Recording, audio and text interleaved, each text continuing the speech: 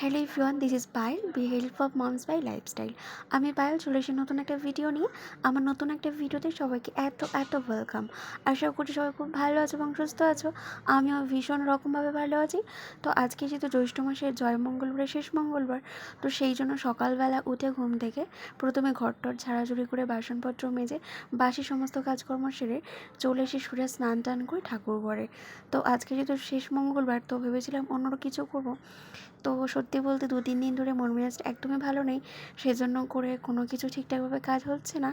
যাই হোক, তো ভেবেছিলাম যতটা ততটুকুনি পারিনি, তো যতটুকুনি আজকের জন্য সামর্থ্য হয়েছে আমার বজরংবলী চরণে অর্পণ করার জন্য ঠিক ততটাই করেছি।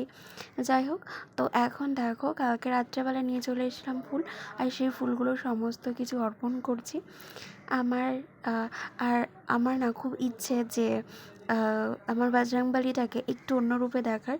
তো এখানে প্রচুর জায়গাতে ঘুরেছি, পুরো বলতে পারো আমার পুরো বাড়ির আশপাশ, ইভেন আমার বাড়ি থেকে 1 ঘন্টা দূরে সেখানে গিয়েও বড় একটা বাজার, সেখানেও প্রচুর ঘুরেছি। কিন্তু আমার মনের মতো বজরংবলী আমি খুঁজে পাইনি, হনুমানজিকে আমি আমার মনের মতো করে খুঁজে পাইনি। তো লাস্ট পর্যন্ত যে পোর্ট্রেটটা আমার চোখে পড়লো, সেই পোর্ট্রেটটাকে কিনে নিয়েই চলে এসেছি বাড়িতে। বিকজ আমার মনে হয় যে অল প্রবলেমের সলিউশন ইজ হনুমানজি। যাই হোক, তো সেই জন্য করে নিয়ে চলে এসেছিলাম। তো কী করব, যখন পাইনি তখন তো কিছু একটাকে নিয়ে আসতেই হবে, তাই না? তো চেষ্টা করব পরে যখন নিয়ে আসার। অ্যাকচুয়ালি এটা আমার ভাড়া বাড়ি, যখন নিজের বাড়িতে চলে যাব তখন আমি ওখানে ওনাকে ওনার মতো করে স্থাপন করব। যতটুকু নিজের কাছে সামর্থ্য আমি মনে ভেবে নিয়েছি এটাই, যে যতটুকু সামর্থ্য ততটুকুভাবে ওনাকে স্থাপন করব, নিজের মনের মতো করে নিজের ইচ্ছাটাকে পূরণ করব। তো আমার মনে হয় হনুমানজি সবচেয়ে বেশি পছন্দ করে ছোলা আর হচ্ছে গুড়। তো যাই হোক, অনেক দিনের ইচ্ছে ছিল যে এই দুটো খাবার ভগবানের চরণে অর্পণ করার। তো আজকে ফাইনালি আমি সেটা পেরেছি। যাই হোক, অনেক কিছু বাধা বিপত্তি পেরিয়ে অনেক অনেক প্রবলেম সলভ করে পার করে এসেও আমি যে আজকে এই প্রসাদটুকু ওনার চরণে অর্পণ করতে পেরেছি, এর জন্য অনেক অনেক নিজেকে ভাগ্যবতী মনে করছি। আর অবভিয়াসলি ভগবান যেটা করে সবসময় ভালোর জন্যই করে। আমি সবসময় হাত জোড় করে শুধু একটাই কথা বলতে চাই ইউনিভার্সের কাছে, আমাকে এত কিছু দেওয়ার জন্য অনেক অনেক অনেক অনেক ধন্যবাদ ইউনিভার্স।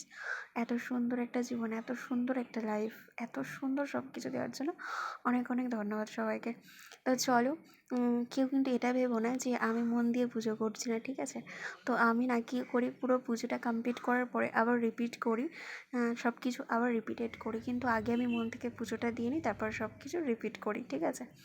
আর কিছু না, আমরা রিপিট করি বলতে এই যে যেমন বরণ করাটা, এটা কিন্তু আমি 3বার রিপিট করি, বিকজ আমি 3বার কমপ্লিট করে নিই, 4বারের মাথাতে ভিডিও শ্যুটটা করি এইভাবে। তো যাই হোক, আর আমার যেহেতু স্ট্যান্ড বা কোনো কিছুই নেই, তো সেহেতু হাত দিয়েই সব কিছু করতে হয় এবং নিজেকে কেউ সাহায্য করার মতো নেই। আর বজরংবলীর যেহেতু মঙ্গলবার, তো সেহেতু হনুমান চালিসা তো পড়তেই হবে।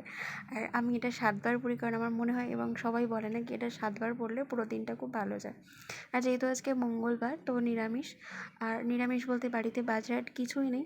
তো অনেকটা বেলা হয়ে গিয়েছিলো, পুজো করতে বসেছিলাম 10টার সময় বসেছি, আর উঠেছি প্রায় 1:40 নাগাদ। উঠে যতটুকু পেরেছি পটল ভাজা আলু ভাজা করে আজকে ভাতটা দুপুরে খেয়ে নিয়েছি।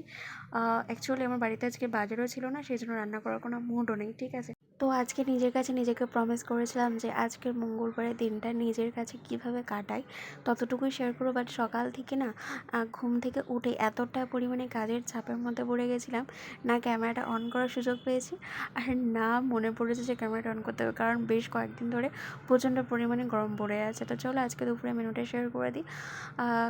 গাছের পাড়া আম, যেটা আমার ভিডিওতে অনেকেই দেখেছো, তো সেই আমটা কেটে নিয়েছিলাম, আর আমটা এতটাই টক তার জন্য লবণটা নিতে হয়েছে। তো আজকে দুপুরে মেনু ছিল ভাত, আলু ভাজা, পটল ভাজা, পাকা আম। তো ওইভাবে খেতে ঘুমিয়ে পড়েছিলাম, ঘুম থেকে উঠে অনেকগুলো কাজকর্ম কমপ্লিট করেছিলাম। তো তারপরে সন্ধে হয়ে গেছে, সন্ধে দিতে চলে এসেছি। আর যেহেতু আজকে মঙ্গলবার, তো আমি বেসিক্যালি মঙ্গলবার আর বৃহস্পতিবার এই দুটো দিন আমি কর্পূর মাস্ট জ্বালাই। আর আদারওয়াইজ আর যে দিনগুলো থাকে সেই দিনগুলো যদি কখনো ইচ্ছা তখনই জ্বালাই, আদারওয়াইজ জ্বালাই না। যদি কখনো মনে হয়, তো আমার কাছে মনে হয় কর্পূর জ্বালালে হচ্ছে কি নেগেটিভিটি চলে যায়, পজিটিভিটি আসে, সেজন্য আমি জ্বালাই, আর কিছুই না।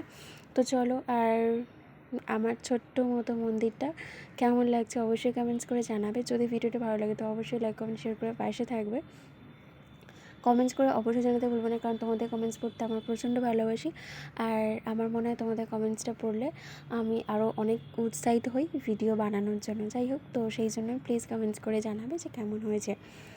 তো যেহেতু দুপুরবেলাতে এক গাদা তেল জাতীয় ভাজা জিনিস খেয়ে ফেলেছি, মানে দু রকমের ভাজা খেয়েছি, তো সেই জন্য আমি দুপুর থেকেই ভাবছিলাম যে কীভাবে তেল ছাড়া জিনিস খাওয়া যাবে।